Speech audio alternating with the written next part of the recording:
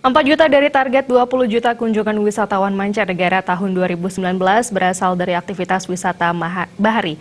Dan diantaranya selancar atau surfing, di mana Bali dengan ombak pantainya yang menantang, jika dikemas dengan baik mampu menjadi surga surfing dunia. Hal ini akan membuktikan bahwa Indonesia pada umumnya adalah destinasi terbaik dunia untuk wisata bahari. Demikian diungkapkan Penasehat Kehormatan Menteri Pariwisata Indroyono Susilo saat ke Bali. Penasehat Kehormatan Menteri Pariwisata Indroyono Susilo mengatakan Indonesia menargetkan jumlah kunjungan wisatawan mancanegara Wisman ke tanah air mencapai 20 juta kunjungan pada 2019 mendatang. Dari jumlah tersebut sebanyak 4 juta kunjungan wisatawan berasal dari aktivitas wisata bahari, diantaranya selancar atau surfing.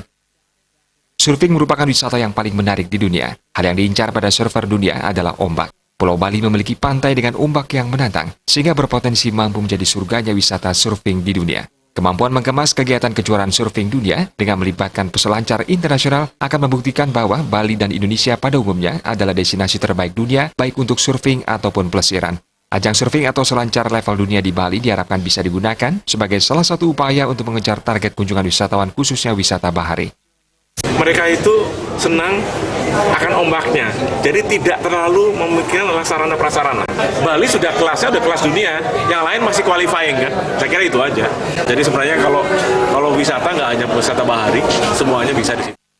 Indroyono menerangkan lebih lanjut wisatawan dari kalangan surfer lama tinggalnya cenderung lebih panjang dengan rata-rata tinggal selama 1 hingga 2 minggu. Pengeluaran Wisman pun selama berada di Indonesia sebesar $1.000 Amerika Serikat. Hal ini tentu berdampak pada ekonomi masyarakat di kawasan tempat surfing tersebut.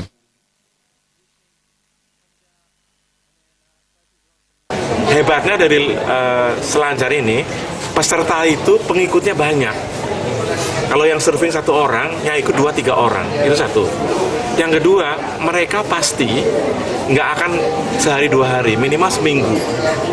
Selama ombaknya ada, mereka pasti di situ. Turis itu, 20 juta turis setahun, itu rata-rata spending cost-nya ya, spendingnya itu $1.000.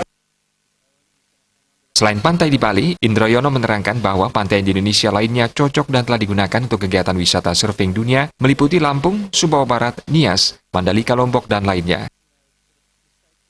Indra